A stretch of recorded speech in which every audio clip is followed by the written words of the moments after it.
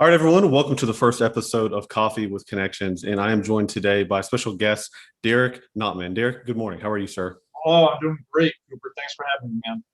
Absolutely, man. Well, thank you for joining today, and let's just get right to it. So, I mean, you have a very interesting story. We were talking before the episode.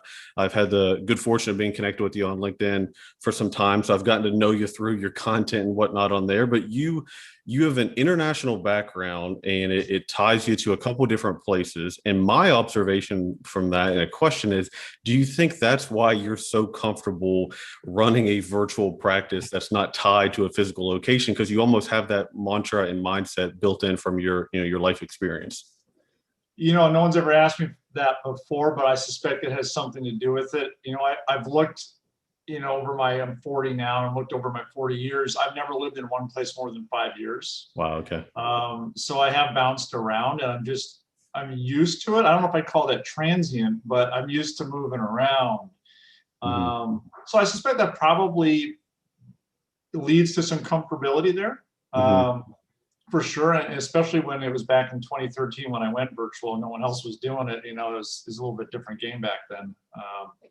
Yeah, that's a really interesting question. Yeah. Well, so yeah, that's exactly right. So in 2013, when did you start into the financial planning industry? When did you? 2006. Okay, 2006 you started, and then I'm guessing more of a traditional manner, just like in person. Like, was that in that stateside? Was that in America or was that That was in abroad? Vermont, actually. Yeah. Okay. And it was all traditional. I was, cold calling, driving around, driving over 20,000 miles a year, meeting on nights and weekends. A couple of years in, funny enough, the same month I had my son, bought an office building on the main street in the town I lived in, and Mm-hmm. had staff and all that stuff. So I was all in on the traditional advisor model. Mm-hmm. And then 2013, you build out your career. I'm sure you're building a book of business. 2013 is where you kind of pinpoint you made a transition until, hey, wait a second, I can run a practice in a virtual manner. What led you to that revelation? Was it something specific, or you just kind of got tired of running around so much? All of the above. Yeah. It was a number of things. Like, I had a newborn son at home, and when you become a dad, or a mom or parent in general, you're like, whoa, it's not all about me anymore, right? So Mm-hmm. there's another person around, and they grow up so quickly that you want to be there with them. And working nights and weekends means you're not with your family. All right. So that happened. I was presented with an opportunity with another advisor that actually ended up blowing up. It was a terrible experience. So, then I'd also been running a brick and mortar office for a while, which is super expensive. Right. It's stressful, and I was just tired of all of it. I wasn't happy. I was tired. I was missing time with my family. I'm like, why the heck am I doing all this? Like, my business owns me. Like, Right. what's like, this isn't happiness. This isn't success. So all these events kind of happened at the same time. So I was like, Mm-hmm. okay, I got to do something different, and started figuring out, like, how does this whole virtual thing work, and went down that rabbit hole and came out the other side a ton happier, healthier, wealthier, like all around, just a much better experience. And you spoke about, like, obviously I'm huge on LinkedIn in terms of, I love being on it. I love connecting with people. I love, producing content.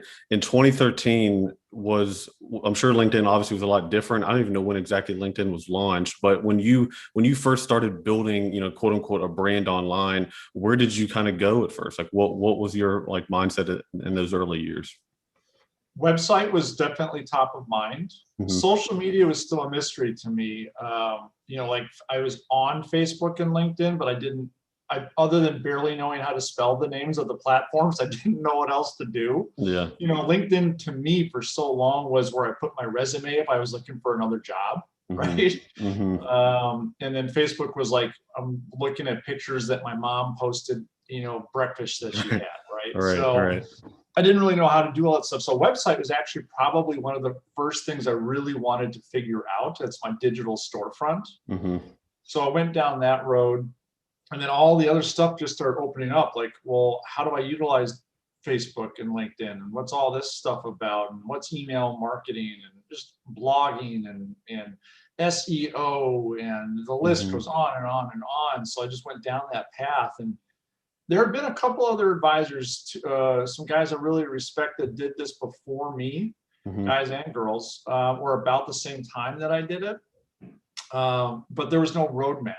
Right. So like, and I remember having phone calls with some of these people where they'd give me a couple bones here and there, super helpful, but that wasn't their thing, right? So I had to figure it all out myself, and it's a lot of work, Right. especially when your colleagues are all telling you it's not possible.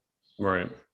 Well, and that's, I mean, fast forward to the pandemic, I think, virtually everybody in nearly all professions had to figure out how the heck do we keep somewhat normal business levels in a remote first world. And then the financial advising, industry, maybe very specifically, is that we're used to going to coffee outings, or you literally, you run a meeting at your client's maybe dinner table, you got their dog on their lap and you're in their home. Quickly, that was like not possible, right? With COVID. And then it shifted all of us into how do we operate in this digital world. Do you think that this, I mean, I personally believe it was trending in this direction, and COVID accelerated us into this world. But if folks are, a lot of the financial advisors that you're connected with and I'm connected with listening to this, what is the biggest piece of advice, I guess you could say, into making it maybe a permanent structure of your practice to be remote first? And then if you want to meet people, of course we can, we miss our clients and that interaction, but what would be the biggest piece of advice to execute on? Boy, there's a lot there. So we're in a service-based business. Right. We need to listen to the consumer, not only in what they want, but in how they want it. They want things virtually, plain and simple.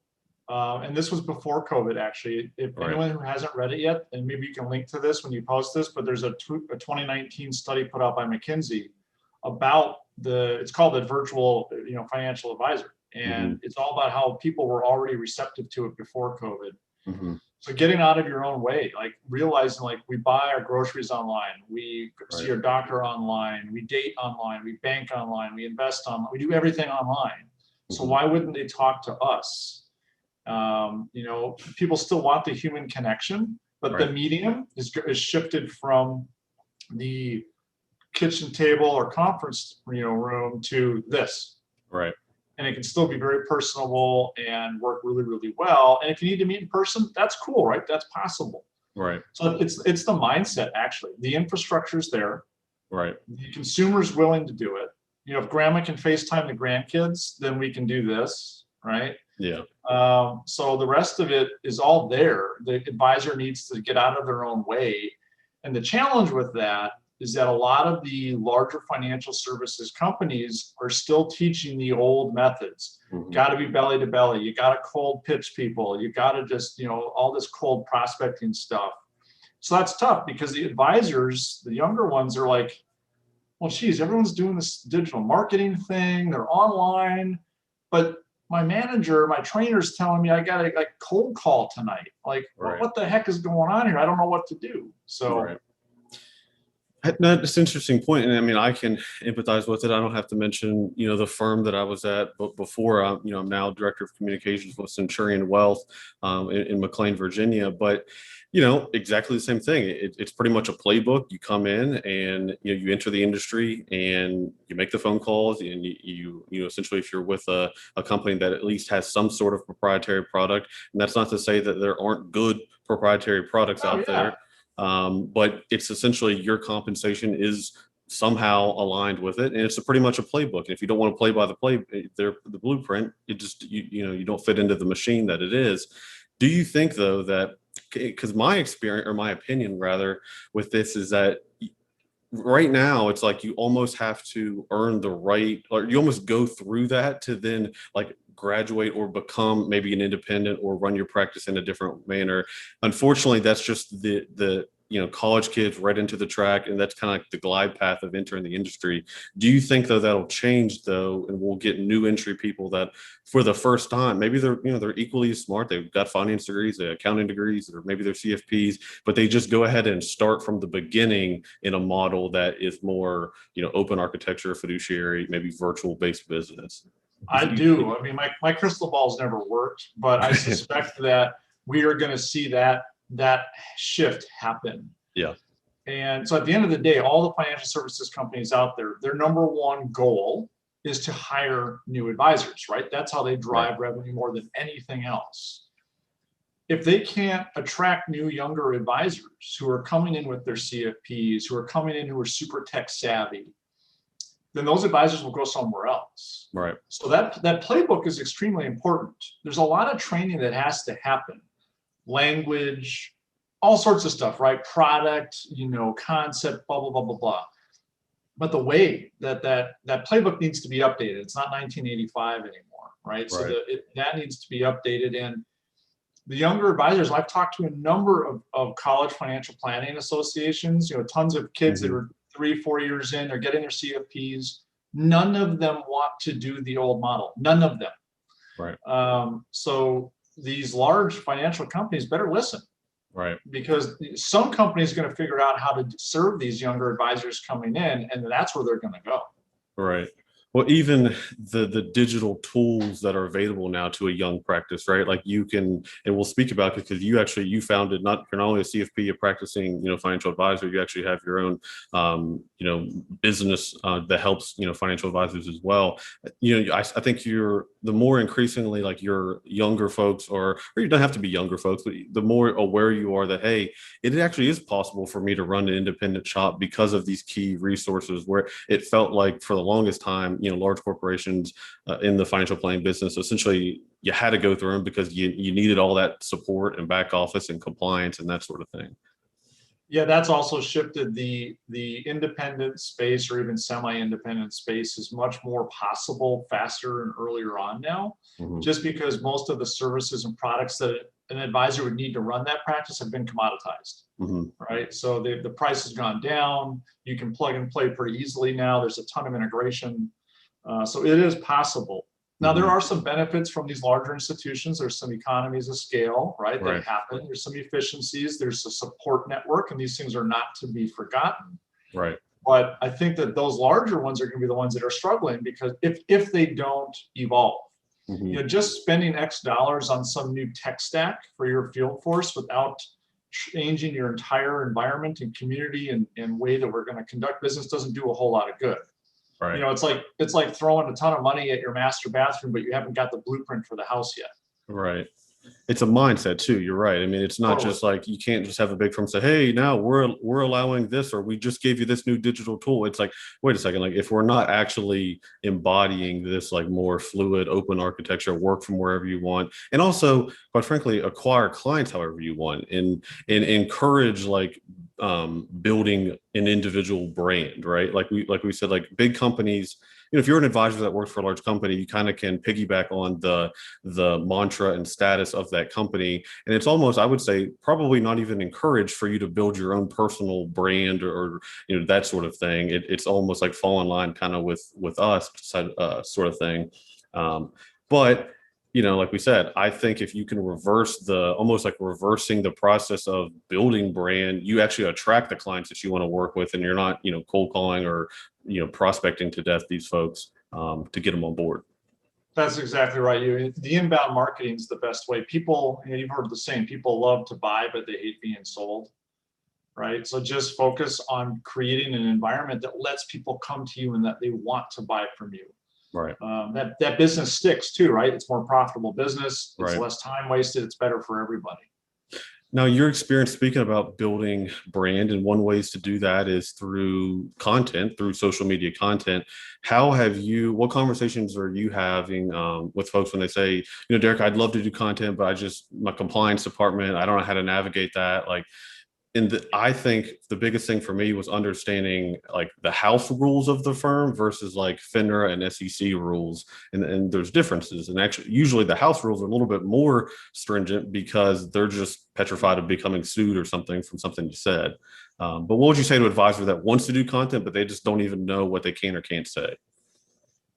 First, become best friends with your compliance department. Get the rules in writing from them, because as you said, FINRA and the SEC are actually more liberal in what they allow than what most of the companies, because the companies will overlay their own policy, as you said, for protection purposes. And when you're managing field forces of thousands of advisors, you have to be more conservative because you're going to have those weird ones out there that are doing bad stuff, right? So I get that. but that also shouldn't be a chokehold on advisors who want to do things the right way. Mm-hmm. So my advice has been become best friends with your compliance and sales, material folks, and find out what you can do, and then start doing it. Have all the tools in place for record retention, all of that kind of stuff. And one of the biggest things I've found, and I've looked at a couple different companies' social media guidelines, is if you're not talking about product or service, you don't even need to get that stuff pre-approved. Right. You can just do it. Right. So pretty much 99% of my content is non-business related. Right. It's letting, because at the end of the day, and I even did this in if you guys see my LinkedIn article that went out today, I talk about this, is that the sales process starts traditionally with the discovery meeting, right, where it's a few minutes of chit chat and then like, hey, what's your social security number? How much do you make? Blah, blah, blah, blah. And the customer's like, well, wait a minute. I don't know who you are. I don't even know if I like you. I don't know if I want to buy from you yet. So your digital marketing, whether it's on social, blog, website, whatever, should be a way for people to get to know you and get comfortable with you and build that relationship with you. So when they're ready to contact you, they're gonna be like, man, I really like your stuff. I feel like I know you. I'd love to chat. I need some help. And so you're not talking about rates of return or invest this way or this product, because people don't care about that stuff initially. Right.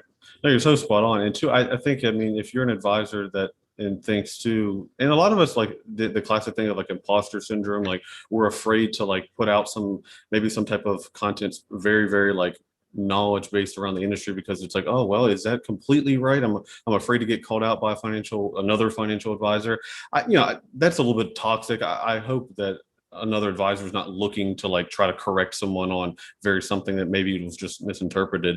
But to your point, you don't have to put out content about financial services at all. Like you can post about your passions, your whatever you like to do, and just showing who you are as a person. Or maybe just I post a ton about like leadership and like just kind of like my life like philosophy and those sort of things.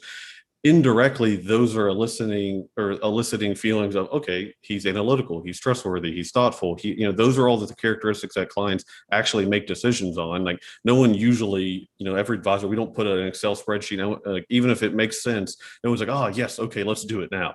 Most people make decisions on emotion. Most clients are working with you, and even though it might make sense on paper, their emotional brain's gonna drive them to make the decision. So if your content can speak to that, like you said,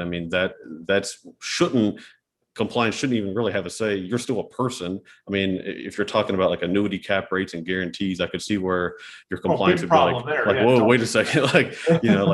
But if you're just talking about your passion, like you love like Mustangs and you have a collection of them and you want to talk about them, that's something that I guarantee, if push came to shove, it would be completely fine to talk about. At the end of the day, if we don't like each other, none of the other stuff matters. Mm-hmm. That's what it is. And I do have my Mustang, by the way. I like Mustangs. I love it. Oh, yeah, actually, I read your article this morning, the one that just came out, actually. Talk about that. So is that through the company that you've had? Is it Conneqtor? I don't want to pronounce it wrong, but. That's correct. Yeah, Conneqtor. That's correct. Yeah, I'm serving the advisor community. Okay. And it's funny because I just started talking and sharing my opinions and feelings and things where I think we can do a better job. I have right now 4 different messages on LinkedIn waiting for me to answer all about this stuff. I get them all the time. And it's awesome because I've struck a nerve, and it's just like the advisors want somebody that understands them, right? And they just get it. And it's been super cool. I've met so many amazing advisors because of it. Yeah. And that's also part of my marketing strategy for Conneqtor. Mm-hmm. I'm not pitching the products, right? I'm telling a story. If you want to know more about it, here's how you do that, and let them be in the driver's seat. Mm-hmm. Wow. Well, look, Derek, I appreciate it. All of my connections, please connect with Derek, because I've been following you for a good while now, and I've learned a great deal. And I was happy to catch up with you. And thank you for pushing our industry forward to where it needs to be.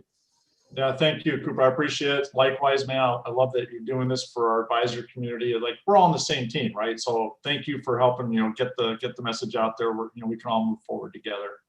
Awesome. Thank you.